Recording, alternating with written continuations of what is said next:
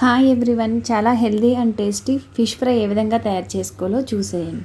ఇది రసంలో కాంబినేషన్లో చాలా టేస్టీగా ఉంటుంది. తప్పకుండా ట్రై చేయండి. తక్కువ ఇంగ్రీడియంట్స్తో చాలా ఫాస్ట్గా తయారు చేసుకునే ఫిష్ ఫ్రై. ఇందులో ముళ్ళున్న తక్కువ ఉన్న చేపలను తీసుకోవాలి. ముందుగా 1 స్పూను అల్లం వెల్లుల్లి paste, 1 spoon salt, 1 spoon pepper, 2 స్పూన్లు రెడ్ చిల్లీ పౌడర్, 2 స్పూనులు ధనియాల పొడి. ఈ విధంగా అన్నీ మిక్స్ చేసుకుని 1/2 స్పూను గరం మసాలా యాడ్ చేసుకుని వాటర్ని యాడ్ చేసుకుంటా ఈ విధంగా పేస్ట్లా కలుపుకోవాలి. ఇప్పుడు బాగా వాష్ చేసుకున్న ఫిషెస్ని తీసుకోవాలి. ఇప్పుడు ఈ మసాలా మొత్తాన్ని ఈ ఫిషెస్ మొత్తానికి పట్టేటట్లు కలుపుకోవాలి.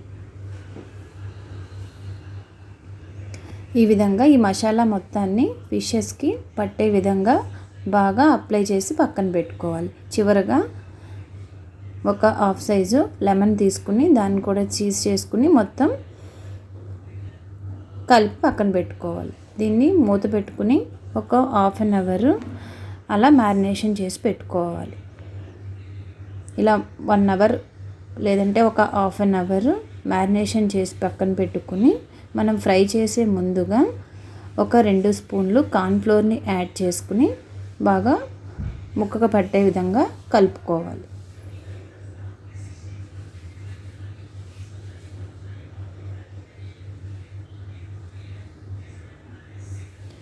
ఈ విధంగా పిండి మొత్తం ఫిషెస్కి పట్టేలాగా కలుపుకోవాలి.